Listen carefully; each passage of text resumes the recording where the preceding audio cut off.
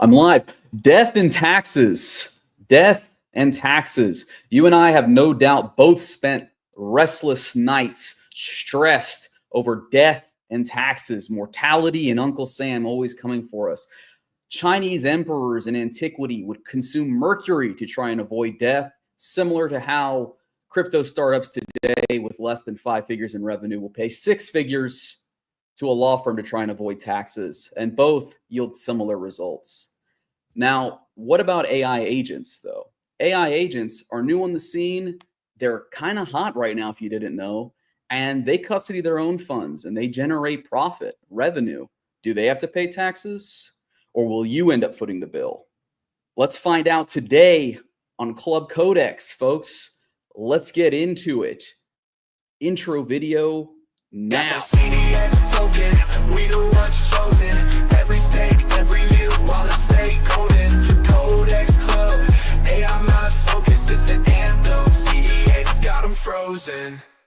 All right, I want to thank everyone for joining us today. Today we have the one and only Justin Bibas, King, CEO of Codex, and we also have Yuvi, the genius, the mathematical wizard behind a lot of the stuff going on at Codex. Thank you so much for joining us today. Fellas, how are you all doing today?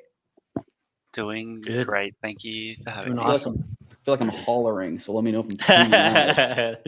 You're like a YouTuber. I feel like Cool. I'm on like a live stream right now for kids and just getting yelled at. Well, I feel like I don't In know a good guys way. with In a kids, good but way. we are on YouTube. I am being a YouTuber right now, so I'm glad I'm living up to the part. Valid. Yuvi, how about you? We haven't had you on the show before. Tell the audience a little bit about yourself. They don't know. I'm good, man. I just recently shaved for the first time in a while, so I'm like trying to grow my beard back again. Okay. But yeah, I've been focusing on CDX USD and Codex Lend, trying to get some partner integrations going, trying to get some more volume up. We've got the Codex Lend launch coming up. Codex USD supply will be unlimited through Codex Lend. And yeah, just trying to keep the ball rolling, get things moving.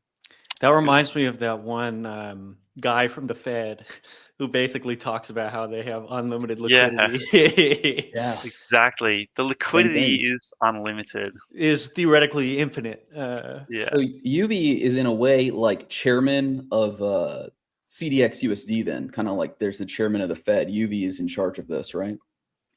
Yeah, except the autonomous design means that we don't need a Fed. We don't need a chairman.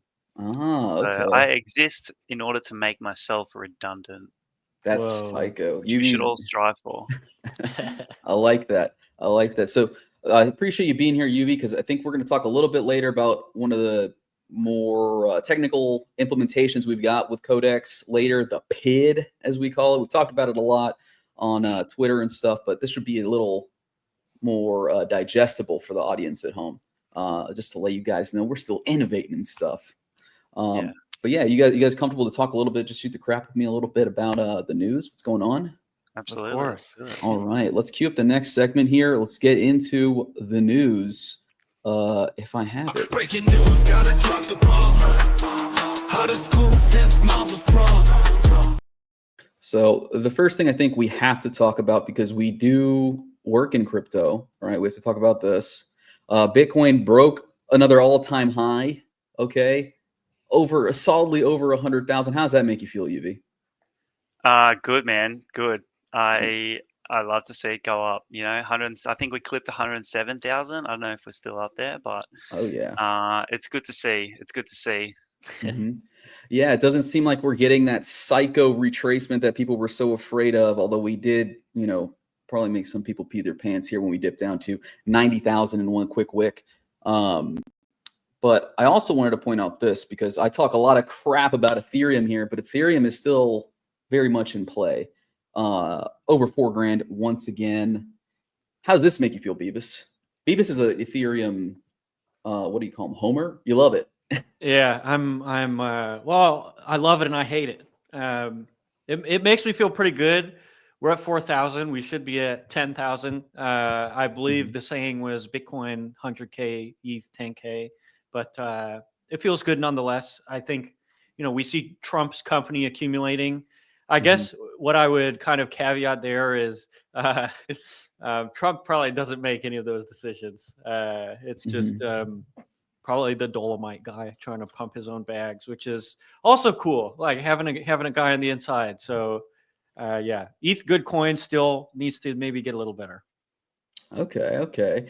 Yeah, no, I agree with you. That was kind of the big thing here that was pushing up, I guess, the Ethereum momentum. Was there were a lot of people pointing out Donald Trump's buying a bunch. Now, if you've been watching the show, you know we've been calling this for a while because his team, again, is probably not him. His team are already pretty active, it seems, in DeFi and on Ethereum. So it's not just Bitcoin. So we're expecting these things to kind of maybe, if not retrieve their or achieve the same equilibrium they once had, getting closer to that, meaning Bitcoin and Ethereum. I mean, the attention that like this strategy that Trump is taking or Trump's team is taking, where they're just accumulating bits and pieces of DeFi all over the place, buying Aave, buying Athena, buying Dinero. Some people think that might have been a spoofed transaction, but it's like getting people looking at DeFi more. And the thing about DeFi and the thing about Bitcoin, it's like, okay, Bitcoin at 100K, when you first start your journey into Bitcoin, it's usually like 3 to 6 months until you're in the trenches in Ethereum, maybe a little longer to actually get into DeFi. So, I mean, I think if we see kind of the boomer rotation where it's like, all right, my interests are expanding, maybe crypto isn't a scam, now I'm holding ETH coin.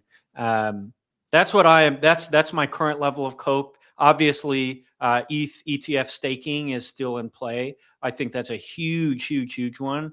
But I think like this is my kind of interim copium. So I usually try to layer the copium as an ETH bag holder just for maximum coping potential. Yeah, so you can have maximum penetration resistance for when those reality bullets hit you, and it's all like doesn't care about ETH anymore. It's going to zero. Which is the facts. No, I think that's a fair point. There's a lot of positive catalysts still in the works. I wanted to throw this up on the screen too, because this kind of Bitcoin dominance, low IQ chart guy like me, this is one I do like to look at because it makes me feel smart. But this is, of course, the total Bitcoin market cap as opposed to the rest of the market. And as you can see, for all of like December or mid-November to early December, it was tanking, but now we're kind of going back up on the rise here. So an important thing to look at is, I guess I would say, alt tokens that are doing pretty good as Bitcoin continues to eat up more market cap, right? Yeah. I mean, I think like we thought all 2024 that was the bull run. When really it was just people accumulating for the real show. And I remember a lot of people were talking about that in 2024. They were like, guys, the volume is not there. Like, this is not a bull run. It was just like hypey rapid allocation during a pretty liquid Q1. And now we're seeing the trappings of a real bull run. And Coinbase isn't the number one in the App Store yet. But I think it's the number one finance app. So we have hopefully another 6 months in store. Oh, thank God. Thank God. Hopefully we got another 6 months in store of continued volume at this level. And we can maybe see some of this action continue to spill over into altcoins, which is kind of our forte. And then we're kind of heavily involved in altcoins and Ethereum now on both. Yeah, we are institutionally holding the bag here. So Vitalik, we need to see nonstop pumpage. How I treat Tony, we need to see Vitalik treat ETH. Taylor Hill brings up a good point. Trump just licenses his name. That's his entire business model. Very true. Lots of things. That's actually pretty funny. Yeah, a lot of the things that people say that they'll attribute to Trump, like if you remember Trump steaks that he was selling at Sharper Image, random Trump towers around the world. Oftentimes he just says you can use my name for a fat fee. So maybe that is what's going on here, but who knows? At the very least, go ahead. Interestingly, I think the bid on Ethereum is a lot more organic. I think that Michael Saylor and MicroStrategy have altered the supply and demand relationship of the Bitcoin order books substantially.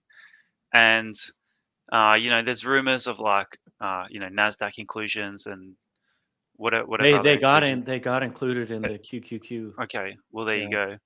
But I think the ramifications of that and how it plays out, the effects that that has on MicroStrategy, implied volatility, and their ability to sell convertible bonds, etc. As you go down the rabbit hole, uh, there's a lot to play out, and there's a lot of opportunities for it to crumble, Yeah. and there's a lot of opportunities for reversion. So the Ethereum bid to me looks a lot more organic, but that obviously it doesn't mean that I'm not going to ride the Bitcoin bid up.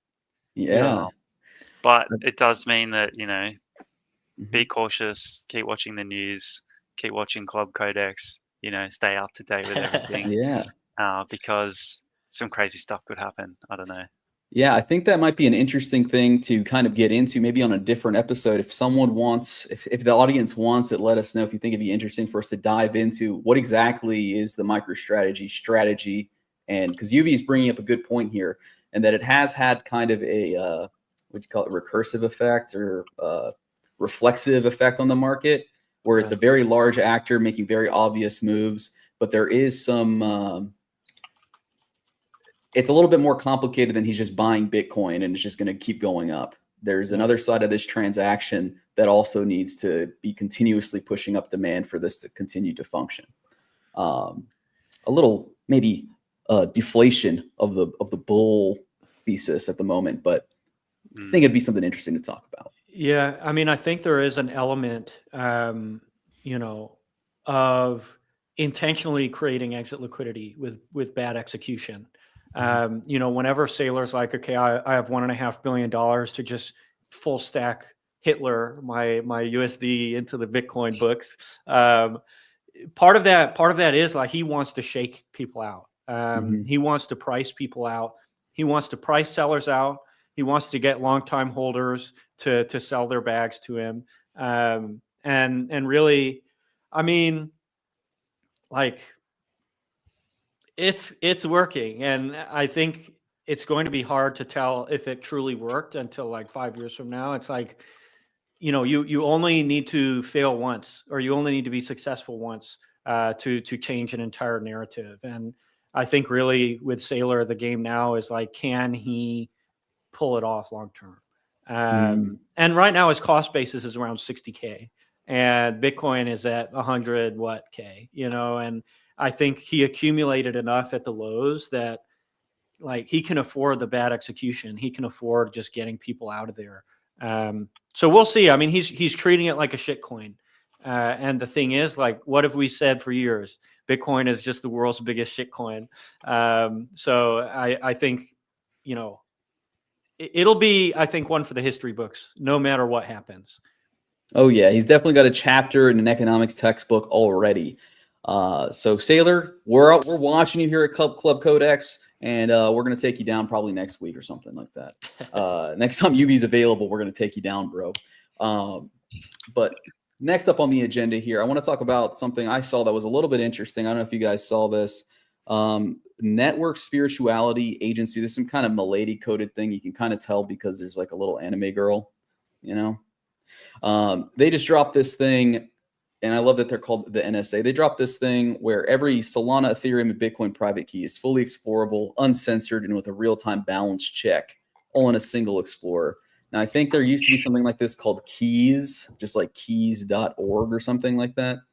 But check this out. If this doesn't horrify you that these psychopathic lunatic anime avatars have hacked every blockchain and exposed everyone's private keys, I don't know what will, okay? Saylor could be in a lot of trouble here, all right? I could be in a lot of trouble, so check this out. You come in here to Wired, click this, and what do you see here? Oh my God, dude. Balances already. A private key and a public key right there. You can access this wallet anytime you want. I feel like I shouldn't even be showing you people this. Wow. UV, that's awesome. Are you quaking in your boots or what? Yeah, I mean, I don't really know what I'm looking at here.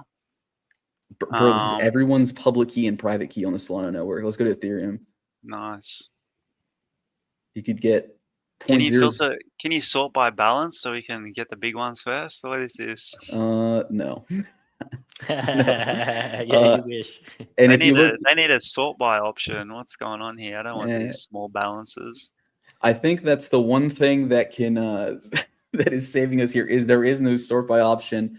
They're literally just putting every private key in order. Yeah, every private key which in order. which anybody can do.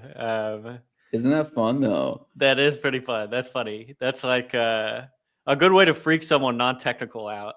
Yeah. So hopefully that's some good clickbait at the top, what I said, and then you guys have kind of, brought it down to reality here. Everyone is safe. Why can't someone just pull this and filter it? Is it because it's 4 trillion pages Yeah. of So the these? chance of if you see that private key has Mhm. all those leading zeros, the chance of someone generating that private key is functionally zero. So what someone did was they were just like, okay, let's iterate starting at 0x0000 through every private key, and maybe we'll send some money to one so it looks like it's real. And let's just list them. And what could have happened as well is someone could have just used that private key for fun, just like as a joke. But Mm. the reality is the amount of permutations here would take maybe like 1,000,000 or 2,000,000 or 3,000,000 years to actually go through, and to get like a usable private key that has value attached or a significant amount of value attached. Same deal. Like you're talking tens of thousands, hundreds of thousands of years of computing. And for a human being, like that's tens of thousands of years for a computer designed to do this, 1,000 times a millisecond. So for a human, it's impossible to actually get any use out of this. Mm. But But it is imagine kind being of a that funny poor tool. sucker who creates a new wallet and gets 0x0000. Oh Yeah. yeah. And Pepper in the that one Discord poor just asked about Google's new quantum computer, and Keccak or SHA-3, which is a 256-bit encryption, is quantum safe. So even a quantum computer, if let's say 100 years from now, or maybe even 10 years from now, they're good enough to be using on trivial stuff like this, it'll still be really hard, really annoying. And what I will say is Bitcoin is somewhat vulnerable. So you can, within a person's lifetime, crack a Bitcoin private key because of the lesser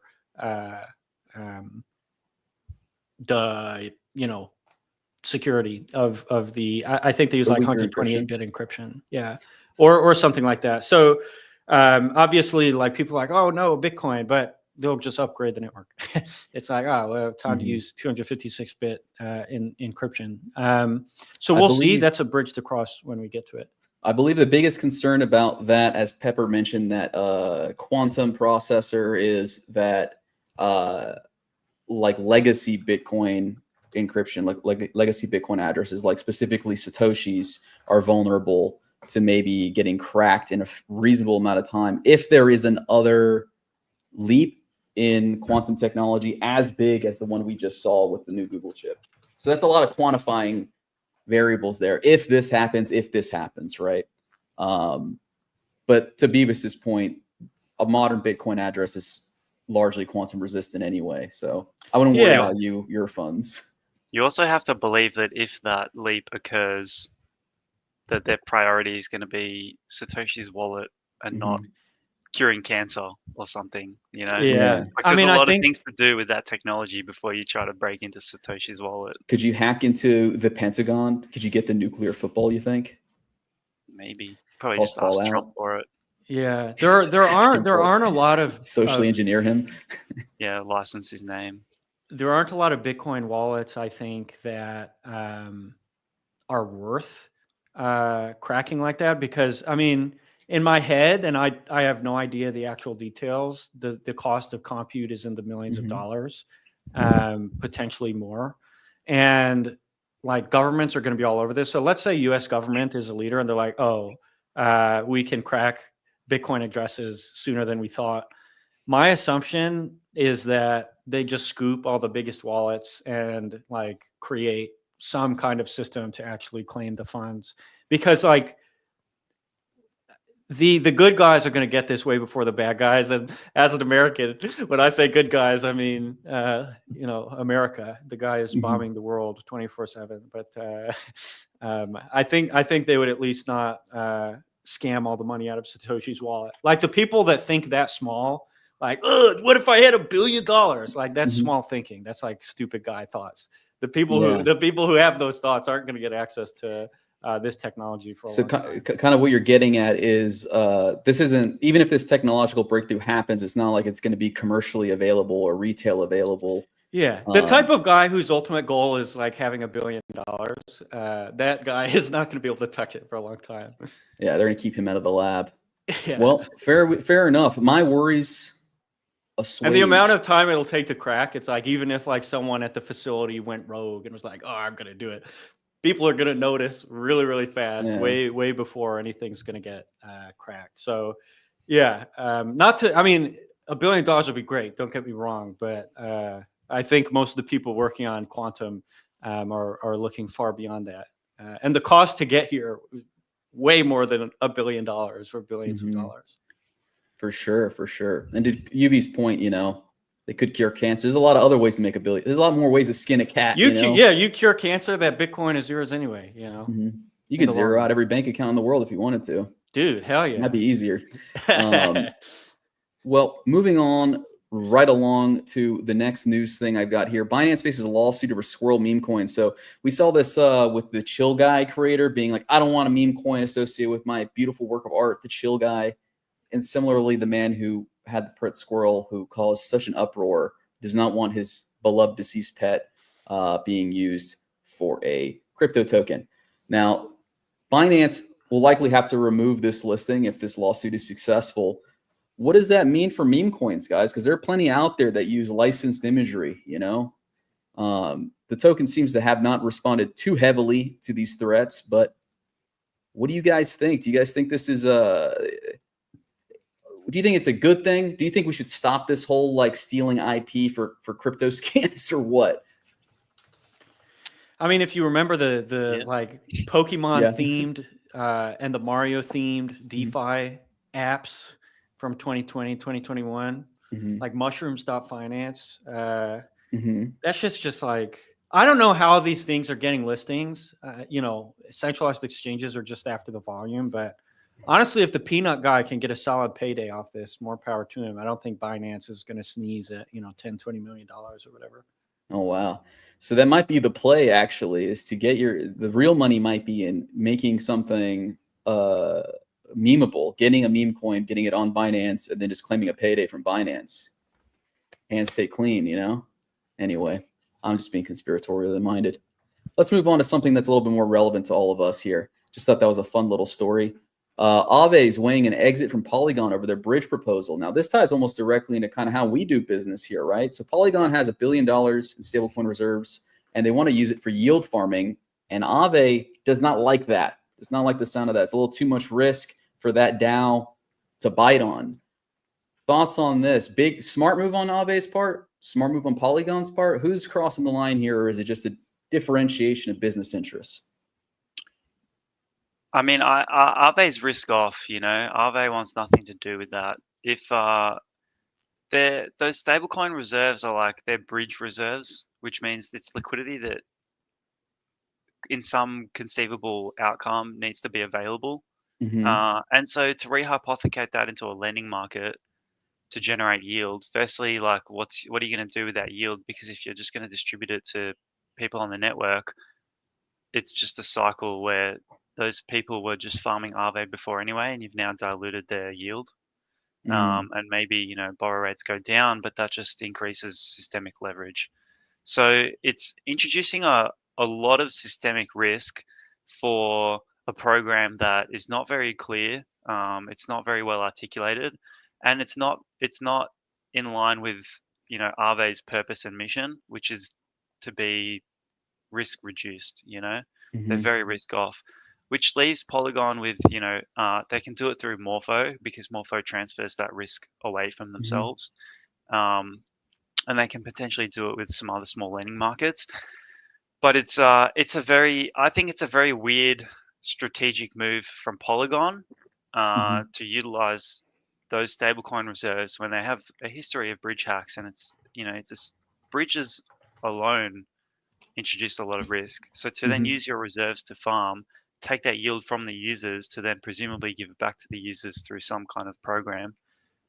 It's a very convoluted way of introducing risk into the system, and I can fully understand why Aave would want to separate themselves from that. That makes sense. How it plays out, I don't know. It's like using like your rainy day fund to pay back allowances or something kind of weird, right? Like it's not like really going to be sparking a lot of financial activity on the network to do this, and it's just introducing risk for little reason, right? If there is a bridge hack and those funds aren't immediately available, you're boned, right? Yeah, I mean, even if systemic leverage is high, like if utilization is really high and people want to bridge out of Polygon, they can't, because they can't access the liquidity through the market and then through the bridge reserves. Like you can't just let your bridge reserves tap out, because then you depeg your entire ecosystem. Yeah, and the thing is, like, all leverage in this market right now has direct exposure to Ethena at the moment. And for USDC as well as for ETH has direct exposure to EigenLayer in every lending market, maybe minus some isolated markets. So I would say, I like the idea of rehypothecating bridge assets. I just don't think there's a good way to do it at the moment. It's like the only demand for leverage right now in the market is to fuel basis traders, which are people who are long a spot asset like ETH and short that same asset on perps, so that they have a delta neutral position and are generating all the yield from the funding rate. My camera disappeared here for a second, but yeah, I would say overall, like, it seems not as well thought out as it could be. And these big public debacles where Aave and Mark Zeller are yelling at people usually end in positive outcomes.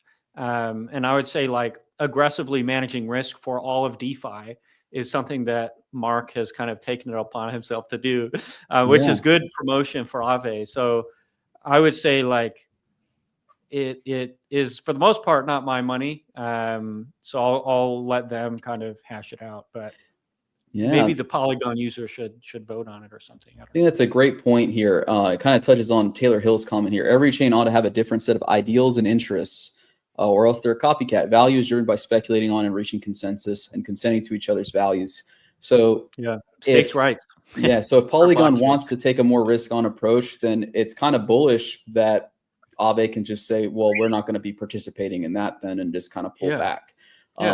I also want to point out that I think this is a pretty nice and healthy public debate to have happen.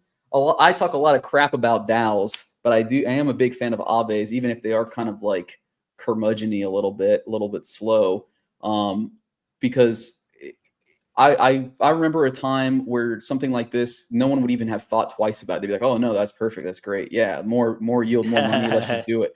Without any foundation is deploying reserves. In the bear market, the yield, like Aave, all the yield was like 5-6%. It was so off risk. Nothing was happening in DeFi, but now everybody's leveraged to the tits. So it's like, just remember, like, DeFi is mature enough that if you see a yield over, 5, 6, 7%, whatever T-bills are at a given point, just assume you're taking on risk, in UV's words, commensurate with the return.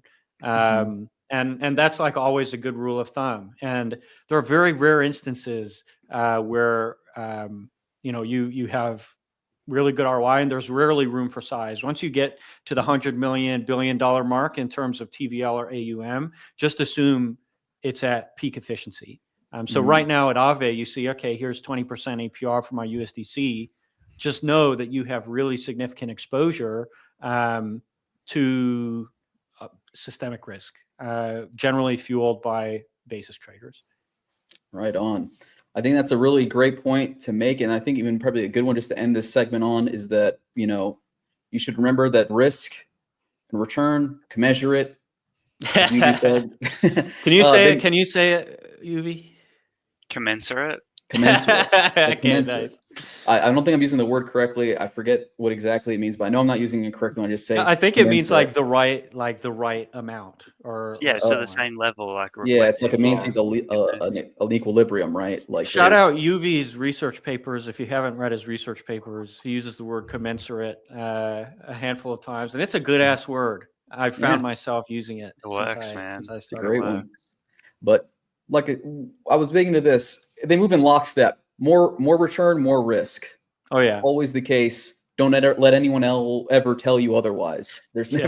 never otherwise you would reach an equilibrium fairly quickly as smart actors move in. But yeah, let's move on to our next segment. Let's talk about headlines. I want to talk today about death and taxes.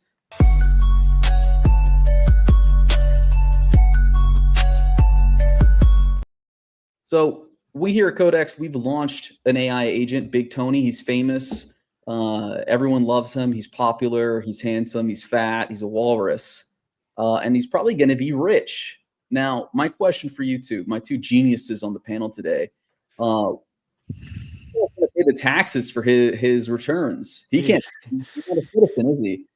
don't ask questions you don't want to know the answer to, Corval. So we're gonna build an AI tax man.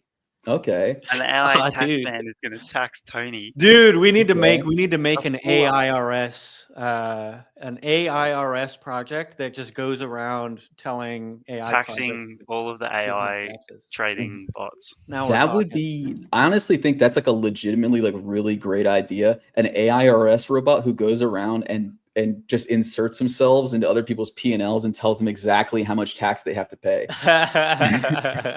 that would be hilarious. It would require a lot of like cool ML solving, but hell, if nobody else does it, we have started building tax tooling into Codex, so we could be the first to market with AIRS.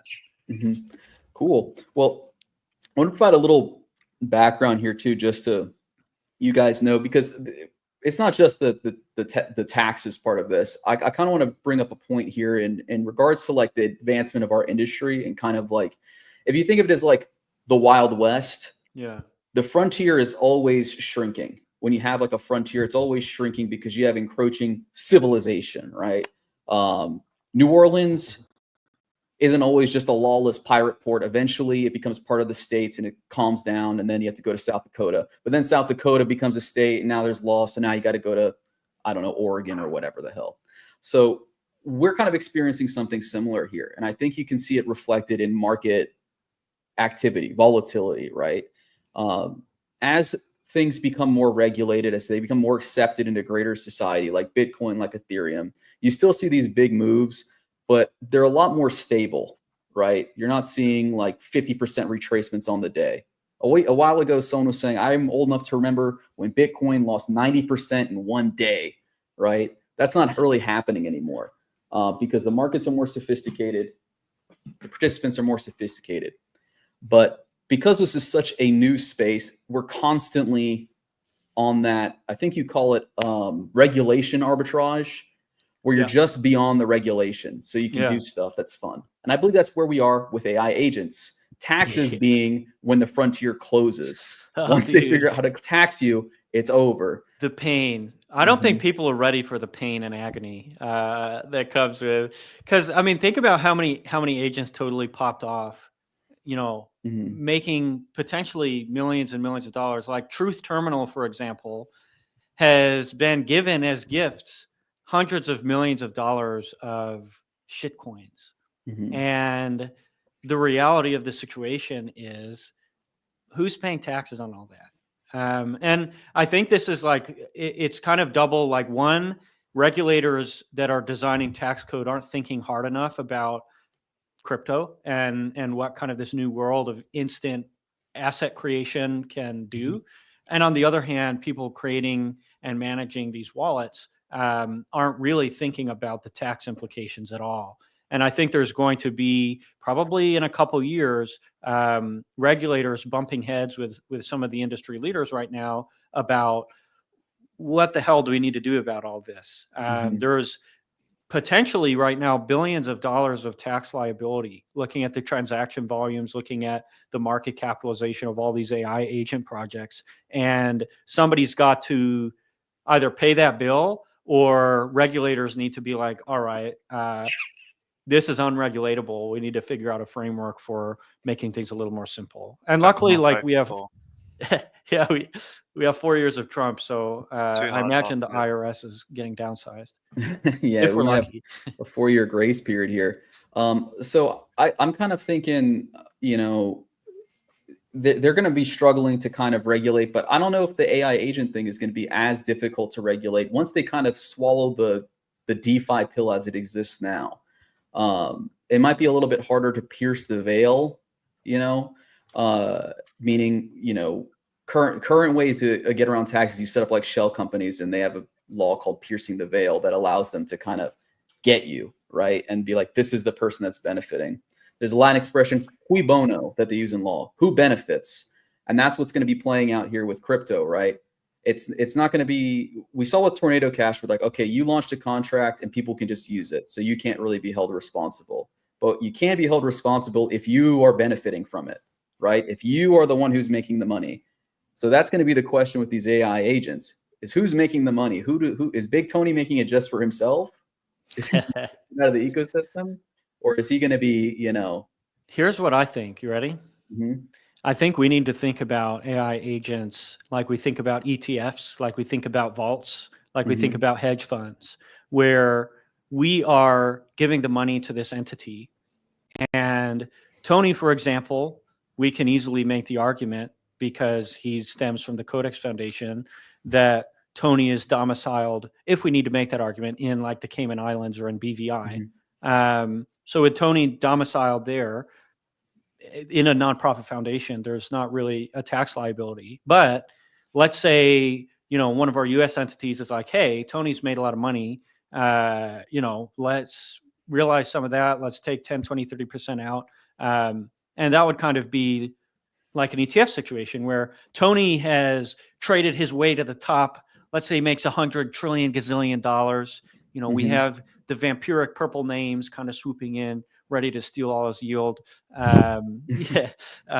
Maybe we need to think about now that P&L is drawn from, or now that his capital is drawn from, that is what we consider for tax liability, as it's taken into a stateside jurisdiction or a jurisdiction that has more taxes. And this obviously gets much more complicated when your agent is not in a tax haven. So let's say, for example, Tony is trading in the States. So a U.S. person or U.S. entity created his wallet. The company owns the intellectual property. And unfortunately, you can't just say, oh, nobody owns it. What the heck? Because that's not how this stuff works. So at that point, you could argue that every single one of Tony's trades would need to be taxed. Every transfer of assets would need to be taxed. You would need to log the P&L. You would need to file not a report for him, but a report for your company, wherein Tony is just another book, another ledger where you're calculating transactions.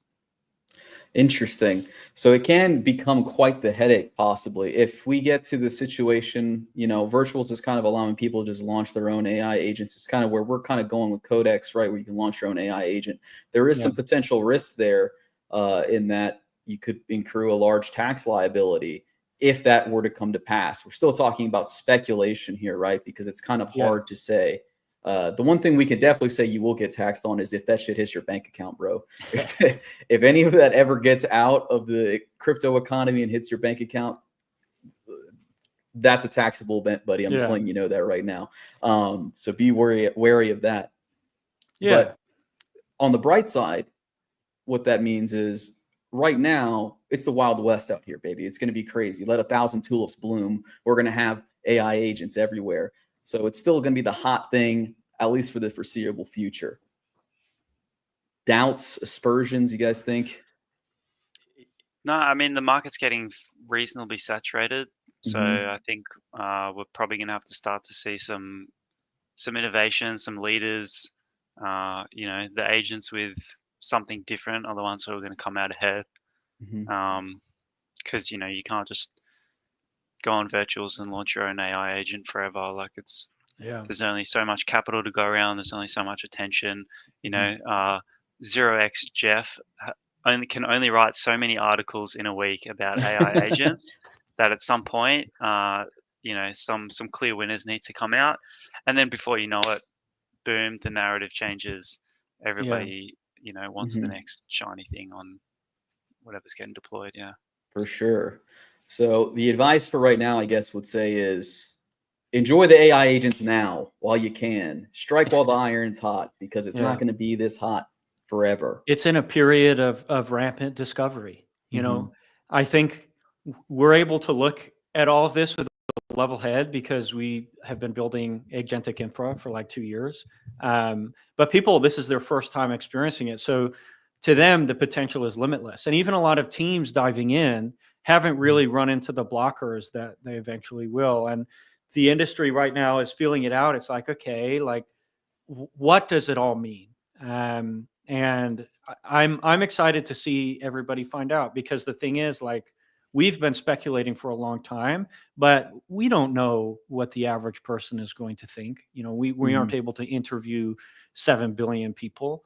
Um, we aren't able to necessarily interview regulators. So, I'm excited for the clarity, and thank God for the AI agent boom because Codex is going to totally pop off here in the next couple months. Hell yeah, brother. I'm excited for that.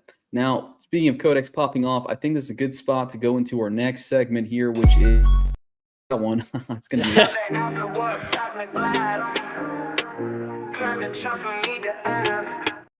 Some chapter alpha for you guys. What's been popping off with Codex recently? Now, UV is going to talk to us about the PID, as I like to call it. But real quick, let's talk about Big Tony. What's next with Big Tony? Because Big Tony has something quite exciting, a very exciting partnership with Alora. Oh, dude, Like, crazy. what does this mean for us folk out there, Yeah, us small so folk?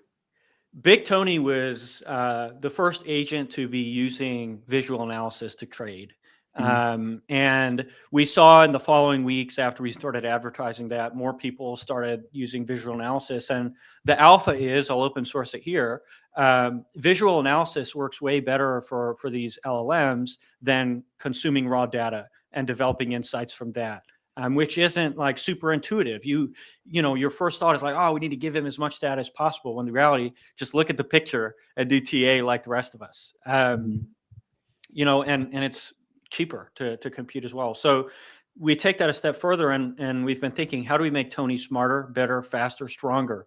And so we've been looking to purveyors of super premium data like Alora, who can give Tony more intelligence. So Alora pitches themselves as, dynamic super intelligence, in a decentralized world. And Tony is now becoming super intelligent. And if you remember the first time we talked about Tony, we were like, Mhm. okay, he's missizing trades a little bit. He's not always that successful. He's got about the crypto Twitter IQ. And now 2-3 weeks later, we have Alora, shilling Tony from the main account. And I think really that speaks to how amazing AI is as a vertical for us to operate within. Because in DeFi, innovation cycles are a year and a half, 2 years, just because of the security implications. But with AI, we can just kind of get pointed in a direction and just innovate endlessly. And I think the partnership with Alora is really us saying, hey, Tony's a serious player here, capiche? Mhm. And I think in terms of like exposing yourself to the AI agent narrative, we're seeing valuations at $100 billion with way lower tech than Tony's got under the hood. So that makes me pretty excited. And if you remember, we talked about Tony at the end of last episode. We launched Tony for all of you, and that was at 150K market cap, and already we see him tapping 3 million. And to me, I think the opportunity is just insane. And this is a Trojan horse for the Codex tech stack. And for us, it's like we're all in Tony because Tony talking to people about Codex Lend this, CDX USD that, Codex is MakerDAO and Virtuals combined. Look at all this crazy white papers, whatever. Mhm. Instead, we could be like, hey, look at this fat walrus. He's trading and making money. Mhm. It's just a lot easier to pitch. And then they look deeper, they look deeper, they look deeper, and they're like, holy shit, these guys have been going ham for the past 4 years. So that's kind of the mission. And we're going to see a lot of crazy, crazy stuff coming from Tony in the coming weeks. And it's like, we haven't been sleeping for 2 years. It's like the stuff that we have literally primed and ready to go for our boy Tony. You're going to see us accelerate up to light speed here soon. Yeah. And we hope to leave a lot of the competition in the dust. I want to point out that you've already seen a lot of really quick gains in terms of his function. We've got him replying to people. He's maybe not giving the best advice based on address, but he is responding to people, and he's completing trades and all of that now. So it's only going to be more and more here. Oh, check out share screen and look at his DBank real quick. This is. Oh, go ahead, UV. I was going to say, we have discussed possibly toning down Tony's language a little bit. Oh, dude. And just kind of, it has gotten a bit out of hand. All he receives on CT is like positive feedback and just like endorsement of his shenanigans. And so the AI kind of just learns from that and then leans into it. And then his language has just gotten a bit ridiculous, as you saw in that example tweet. Yeah.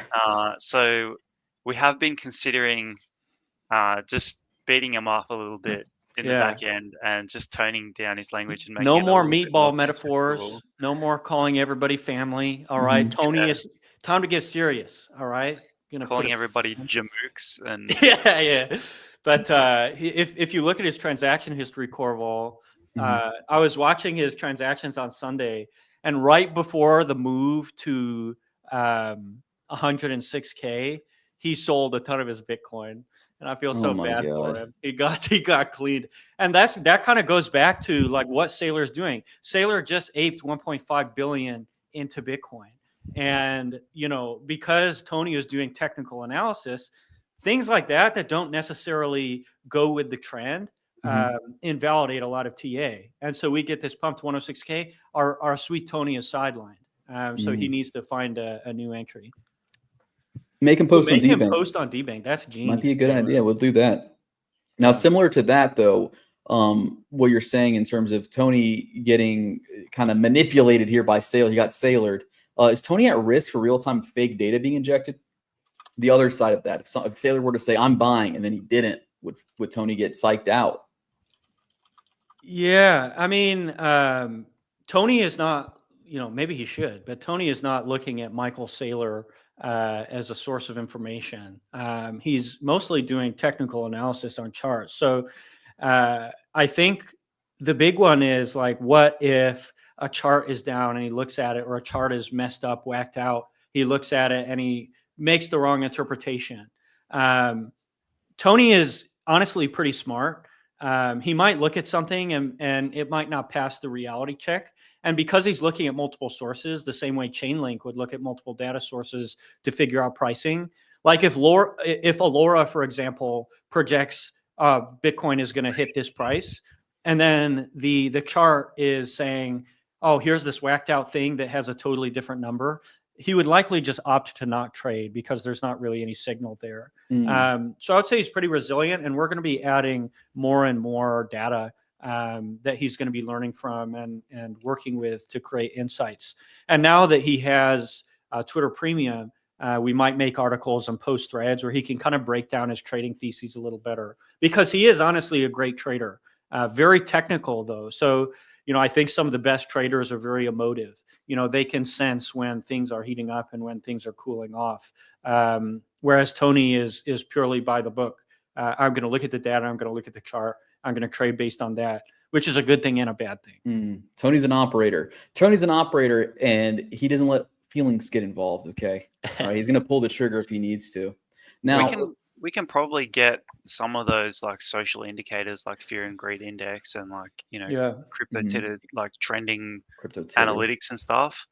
and like get He's some of looking those at Lunar Crush at the moment for fed social in. scoring. So he can kind of detect hype, but I think kind of to detect emotion, he would have to do like a sentiment analysis, which is actually pretty easy. It's like, okay, let's read my timeline. Let's read, 10,000 tweets from crypto Twitter accounts and see what people are saying.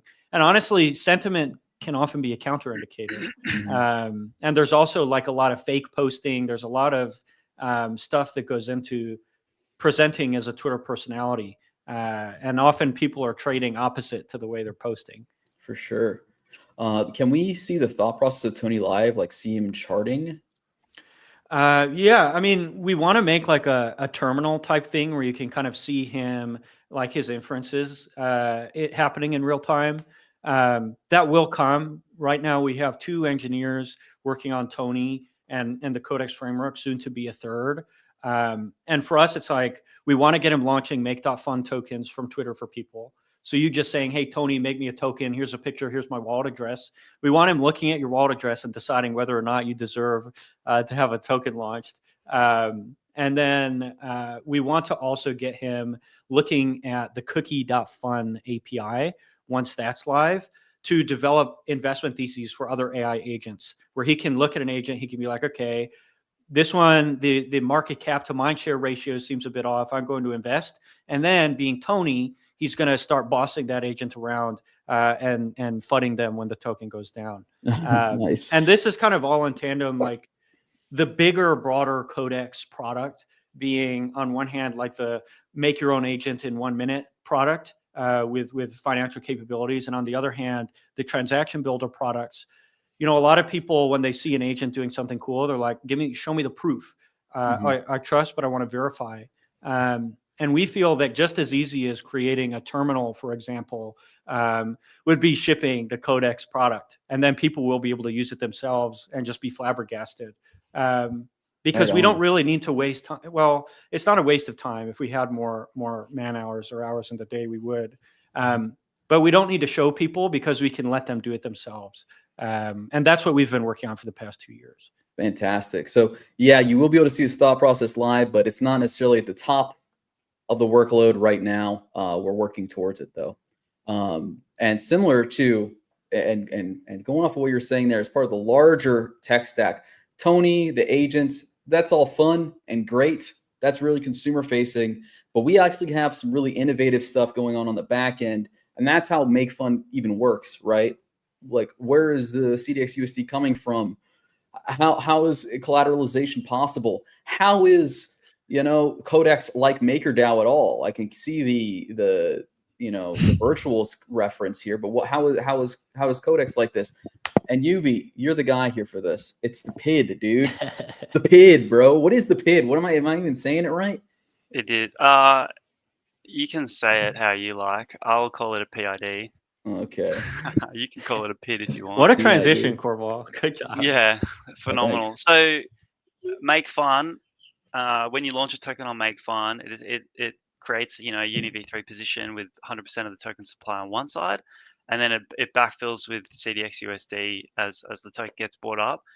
The CDX USD liquidity comes from what we essentially operate as a PSM, which is it's a UniV3 position where we seeded uncollateralized CDX USD, and the only way to access that liquidity is to buy it from that pool, and it's on the $1 peg with USDC. So it's unbacked for as long as it's in the LP, but it costs $1 to get $1 of CDX USD out. So it's functionally backed through that PSM.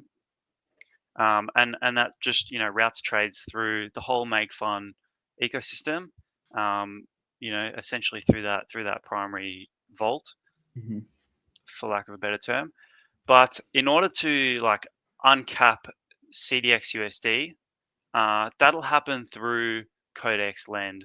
And Codex Lend at its core is a lending protocol similar in concept to Aave, but with greater unified liquidity layers and things that you can read about in the white paper that we don't need to discuss here. But the key feature, and again similar to Aave's Go stablecoin that you throw some Bitcoin in and you mint some Go, Hmm. is that you can mint CDXUSD directly from Codex Lend, which means that as long as you've got the assets to back it, the supply is unlimited. So how do we de-risk this system? Because we've seen this time and time again with systems where you can mint the stablecoin, sell the stablecoin, get more leverage. The stablecoin depegs, and without any recourse, nobody cares. The stablecoin depegs, goes to zero. Everybody gets their leverage. Everyone's happy except for the protocol, which just got absolutely annihilated. Hmm. Maker, Aave, most of predominantly Maker and Aave, they set their interest rates. Okay, so they have to go through governance.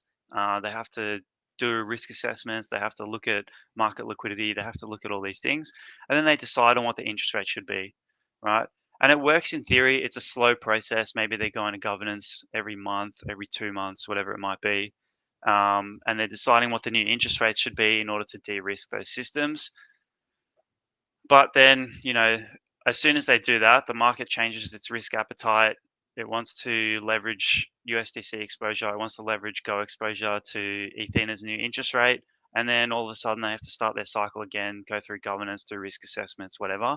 And what we've noticed is, Aave's stablecoin Go has been kind of stuck at around that $160 million of liquidity for a long time now, because they're struggling to overcome that scaling issue where the rates that they set through governance do not reflect the rates that the market wants in either direction. It's too high or it's too low, and it's killing their ability to scale. Mm. Things like Morpho and Ajna, they have more adaptive rates, but their method for changing their interest rates, which is adaptive, it does reference market conditions, but it's very slow. When they set up a market, for example, if the utilization is really high and the market wants more leverage, the interest rates climb really slowly. And so what happens is their markets are highly illiquid for a long time until those interest rates get to where they need to be. I Um, see. and again, it makes it hard for their system to scale, because users, if the rate's like 5%, and it's slowly growing, users don't want to deposit to the supply side because Mhm. there are better opportunities elsewhere. So So it's not until the rate increases to the point where users are willing to deposit that that they'll be able to scale those systems. gotcha. So in a quick little summary to get us all caught up all on the same page here, we have a system where you can mint a stable coin, right, off of some collateralized assets. We've seen this implemented on many different projects. And the tools you have to ensure that everything stays even are interest rates. And you have two ways of Always. doing that. You have automating the process, and you have governance. Governance is too slow, so it often is undercorrecting or overcorrecting as it's responding to like what's happening in the market. And then your automated examples, as you're saying, they're also just a little too slow. They don't move fast enough to catch up with market movements, so they can't stay competitive. So the system can't grow is the main problem, right? Yeah. So yeah, the governance ones, they can make big moves, but they do it too infrequently. Whereas those automated systems, they can make frequent moves, but the moves are too small. And Mhm. so there's this, both options have this compromise. Um, and so understanding the term is cybernetics for anyone who cares. That's awesome. The closed loop, the feedback system, the term is cybernetics. So understanding the cybernetics of those systems, we designed Codex USD and the interest rate that governs that to fix both problems. So what it does is, instead of recognizing that utilization is too high, so we'll increase the interest rate a little bit, it recognizes that utilization is too high, and it references a very smart curve to understand how much to increase the interest rate. So something like instead of just saying, okay, the interest rate is 5%, we're going to increase it by 10%. If the utilization is too high, we'll increase it by 10%. If the utilization is too low, we'll decrease it by 10%. Instead, what this system does is it says, okay, utilization is far too high. Let's increase the interest rate a lot, and then we'll see how it goes. And it knows how much to increase the interest rate by because it has a very smart transfer function that converts utilization into interest rates. And the controller, which is like the nerdy maths part that sits in the middle there, is what it manipulates what the system thinks it's seeing.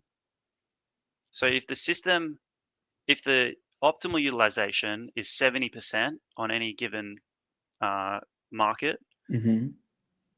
if the system is seeing 80%, there's obviously an error there.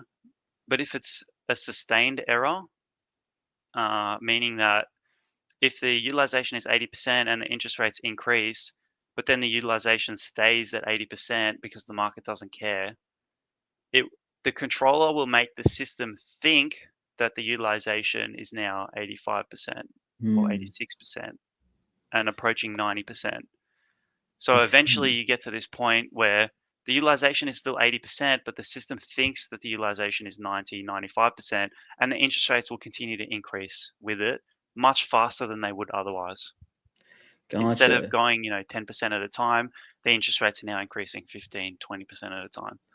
So it's in a way like a way to make the system more sensitive to like a prolonged position in the market, right? So like it's like a way of throwing gas on the fire if it's like it's not hot enough yet, right? Like we got the system looking and it's seeing this utilization rate and it's thinking we got to creep this up slowly, but the PID is looking at it and it's saying not fast enough, buddy. Yeah, correct. And so you also have this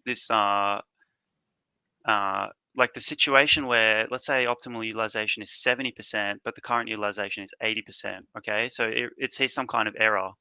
In another situation, the optimal is 70%, but the current is 90%, and that's to the same kind of situation, instantaneous. The utilization is either 10% higher or 20% higher.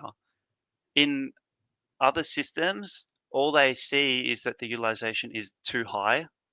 Mm-hmm. It's just binary above optimal, so they'll increase interest rates by 10% or 5% or whatever it see. is. But our system actually recognizes what that error is. It goes, okay, we're 10% over or we're 20% over. So we need to increase the interest rate more because we're more over than we were before. So it increases like the magnitude of the Correct. change. Yes. Okay. So we not only have like adjustments for magnitude, but we have adjustments for time. Wow. So so it's checking all the relevant variables as opposed to the current system, which is maybe just checking a binary yes or no. Like, are we on target? Yes or no is the current system. And what the PID is doing is it's saying, all right, there's a lot more that goes into a yes or no. Like, how far away are we? How much longer? How long have we been sitting at this rate? So it's a much more effective way of achieving the desired market value for whatever the situation is, that utilization. Correct. And the extension to that is that, in these kind of examples, I've talked about utilization, which is more appropriate to the lending market side, where, there's the famous Aave kinked curve situation where if the utilization is too high, they just sit there forever and there's nothing they can really do other than like upgrade the market in order to bring that back down. On the actual stablecoin side, because the supply is infinite, there is no concept of utilization because there's no concept of supply because it's infinite. So what we do is reference the conditions of a liquidity pool, a stable swap liquidity pool, for which we use Balancer. And essentially, instead of utilization, we look at the reserve balance in that pool.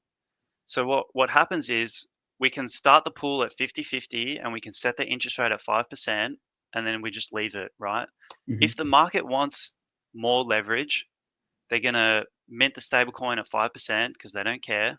They're going to sell the stablecoin into the pool and they're going to buy whatever assets they want. They're going to lever up. The system recognizes that the balance in the pool is now shifting. There's now more Codex USD in the pool because users are selling it. When it shifts the balance, we're now away from 50-50. We might be at 60-40. We might be at 70-30.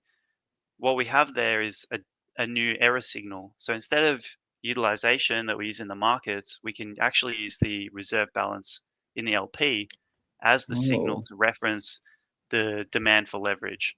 So when we go to 60-40, there's too much CDXUSD in the pool, so we can increase the interest rate.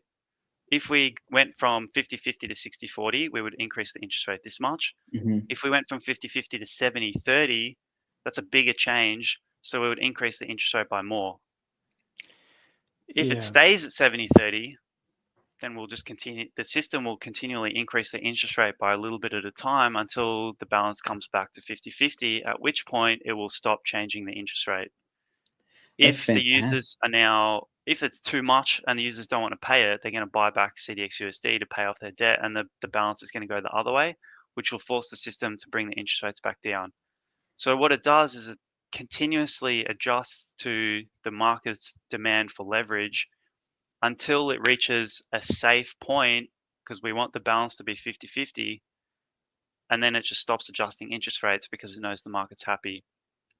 Now, key to this is that the architecture of the stable swap pool means that because you have like amplification factors and all sorts of interpolations going on, the stablecoin doesn't depeg. Depending on how you set up a stable swap pool, this doesn't apply to all of them. It applies more to how we've set ours up. The stablecoin doesn't actually depeg until it reaches 70-30. So at 50-50, it's $1 and $1. At 70-30, the stablecoin hits 99.5 cents, which is what the industry kind of considers to be a depeg, which is a standard loosely set by, you know, the Liquidity protocol, where 99.5 cents was the threshold for redemptions.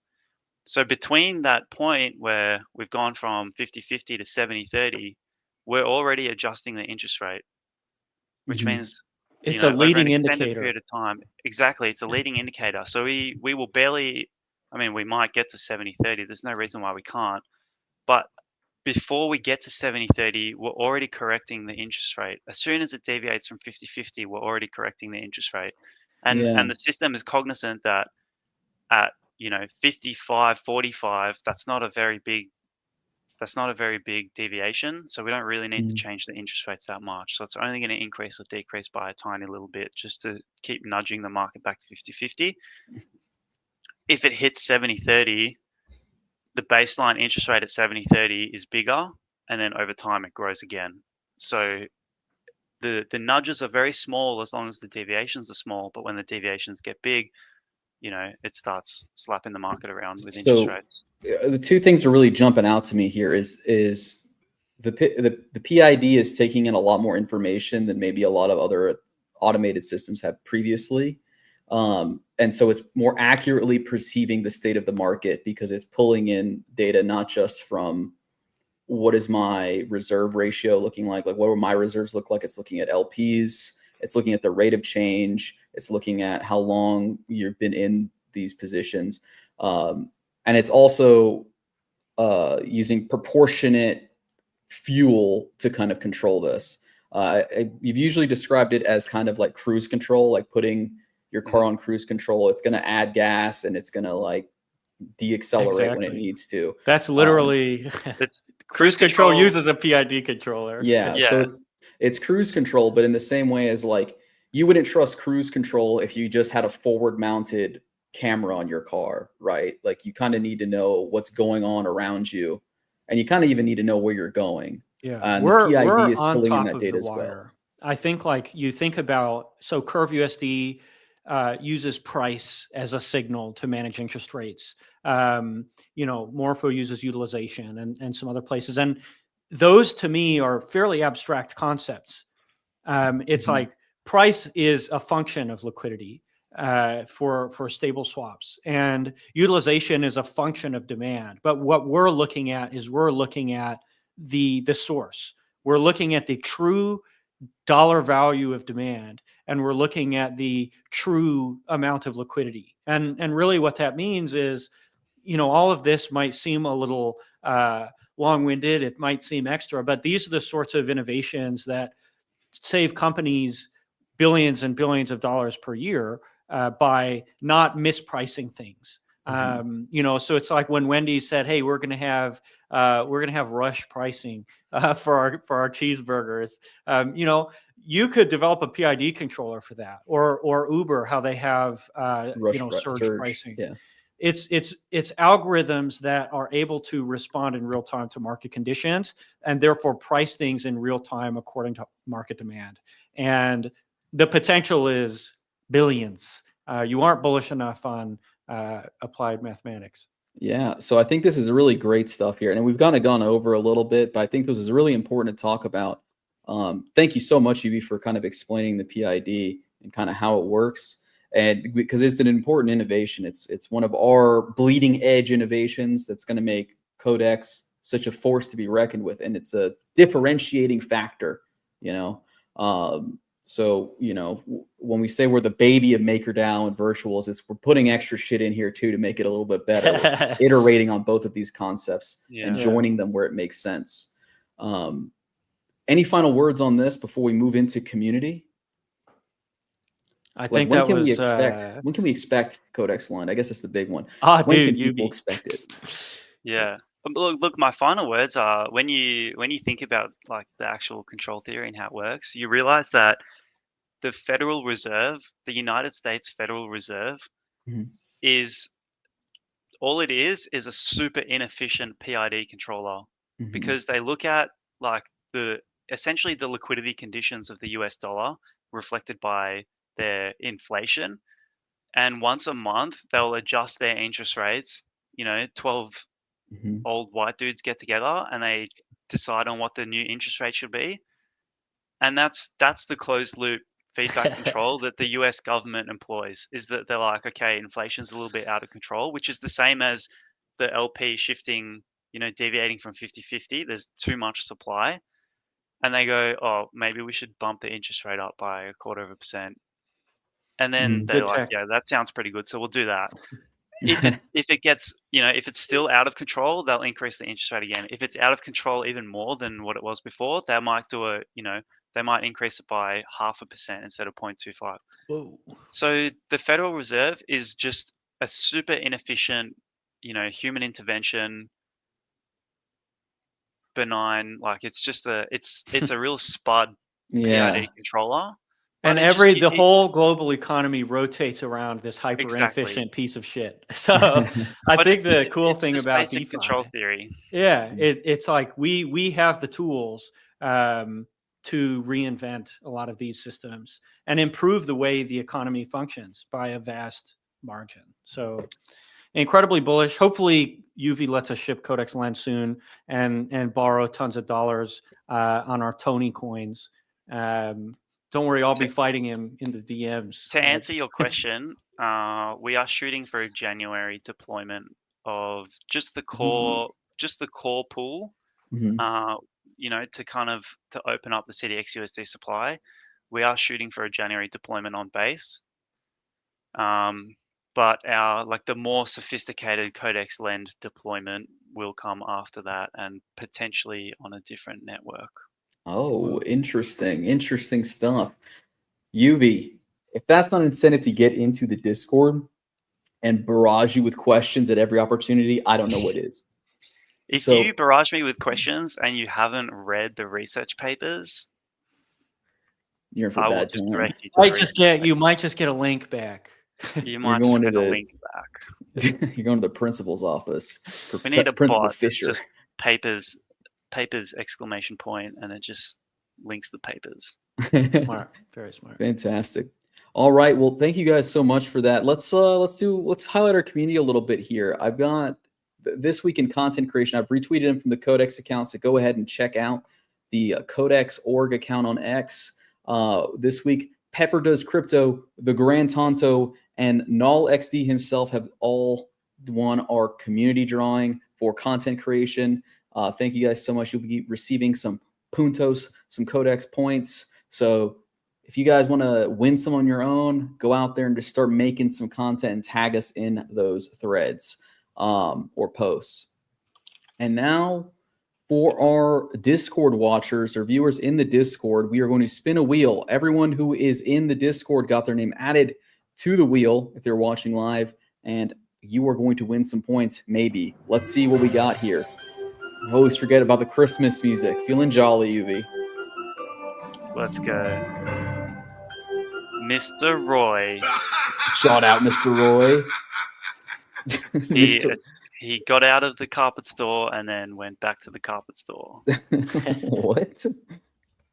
That's a Rick and Morty reference. Oh. Yeah, I'm not smart enough to watch Rick and Morty.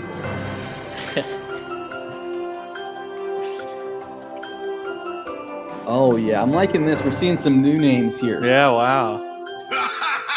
NJS604, thank you so much for watching from the Discord, keeping us company and supporting us. And our final winner for today, and probably my favorite winner of the day, it's going to have to be DGG747. Wow. 2 3-letter 3-number handles. Yeah, Are we getting I'm a little farmed bit- right now? Yeah, are we getting farmed? Are these guys bots? I don't know. I'm gonna have to I have want to my... know MJS604 and DTG747. If you're listening, please, if it's okay with you, let us know what your name means in Discord, because I'm Oh, curious. Yeah. Let us know Oh, well, if your name means he's a something basketball cool. fan. He's a Giannis fan, which I won't fault him for. But all right, he deserves some. He still deserves a win. We need more. We need more NBA fans in the community. So let's pump these numbers up, folks. Let's do it. Let's do it, guys. Well, thank you all so much for watching. I hope you were enlightened from your time here in Club Codex. I've had a great time. Thank you so much, UV, for taking time out of your busy mathematical day. Beavis, thank you so much for taking time out of your, I don't know, business meetings, your martini lunches, whatever you're doing. And thank you all for watching wherever you are, whatever you're doing. Thank you for coming and joining Club Codex. It means a lot to us. And we hope to see you again next week, next Monday, same time, same place. So leave us Thanks, a comment, everybody. retweet, support us. We'll see you next time. Bye-bye, everybody. Got that CDX token, we the ones chosen. Every state, every year, while I stay golden. Codex Club, AI not focused, it's an anthem. CDX got them frozen.